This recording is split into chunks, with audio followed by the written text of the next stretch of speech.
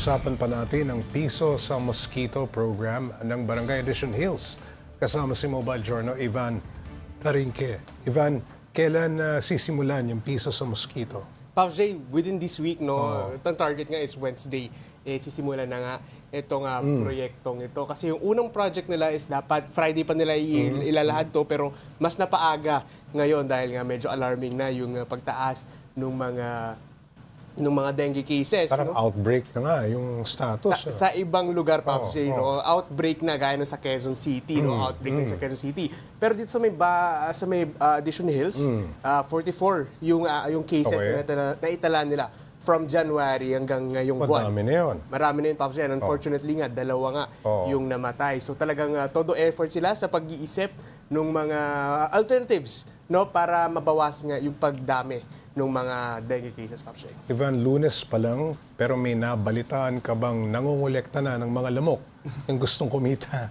Sa ngayon, Pops J, wala pa. Oo. No, dahil kaka-lunch nga lang actually nito with last week, this weekend. No, this weekend lang nalagang inilabas. Ito, yun nga, first time natin nakita in person na mukhang aquarium. Yun nga yung biroan, no, Pops J, mukha daw aquarium. Aquarium ng lamok. No, pero merong yun nga, UV light sa loob kung saan kung dumikit doon yung mga lamok, Patay. no, mamamatay, no. So ganoon yung functions nitong nung box na to, no, Pops J, yung mga dadalhing lamok sa barangay, dyan ilalagay, dyan ipapasok para sure na deads nga yung mga lamok, Pops J. Okay, Ivan, paano naman bibilangin ng barangay yung dami ng lamok na ibibigay sa kanila? Saka hindi ba ito makaengganyo sa iba na magparami pa ng lamok para maraming pera? Pops J, yun nga yung tinatanong natin no, kanina dahil nga pag inisip kasi ng tao may pera, baka pagkakitaan. No, and sabi naman ni Chairman, sa oras doon na bumaba na yung cases ng dengue sa kanilang lugar, pull out na nila. No, ganun kabilis lang na Pops J. So basically ang term niya is parang mabilis i-pull out yung project na ito dahil iniiwasan nga yung pagdami pa, no, yung iba baka pagkakitaan pa, pero yun yung isa pa sa iniiwasan nila, Pops J, and yun nga, Pops J. Okay, Ivan, yung mosquito cage, saan ba nilalagay yan? Pops J, itong mosquito cage na to, nandito to sa may barangay hall, hall ng Addition Hills, no. So nandun lang yan sa loob. Naka-display. And yun nga, no, pag pwedeng pumunta, basically yung mga tao ay kanya-kanyang huli. No, and sila pupunta sa barangay mismo. Pero Pops J, kasi ang functions kasi nito is parang kino-complement niya itong OV trap na tinatawag. No, itong OV trap, Pops J, back in 2011 pa. Unang lumabas ito na project ng DOST, no.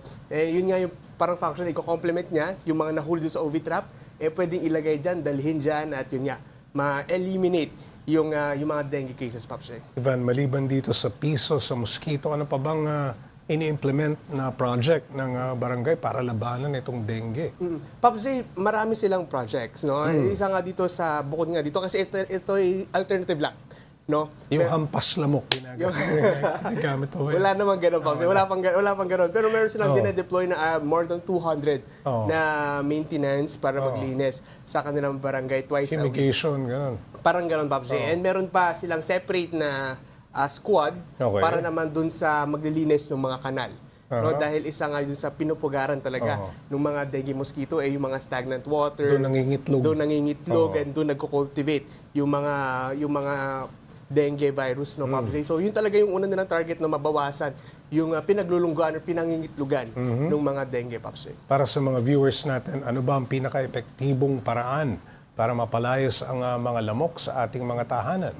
Pops J, unang-una talaga is kailangan properly maintain or itapon natin yung mga stagnant water. No, nililinis natin dahil nga isa to dun sa talagang pinupugaran ng mga mosquito, no, ng mga lamok, no. Isa nga dito talaga madalas lalo na ngayon paulan-ulan. Yes. No? So, Pops J, kanina lakas ng ulan. Pops J, malakas yung ulan. No? So yun talaga, no, tatapon yung mga stagnant water, lalo na yung mga naiipon doon sa mga gulong na nakaparada, and syempre linisin or yung maintain yung kalinisan ng kapiligiran, no, Pops J, para mabawasan nga yung pangingitlog nila, Pops J. Alright, maraming salamat, Mobile Journal Ivan Tarinque.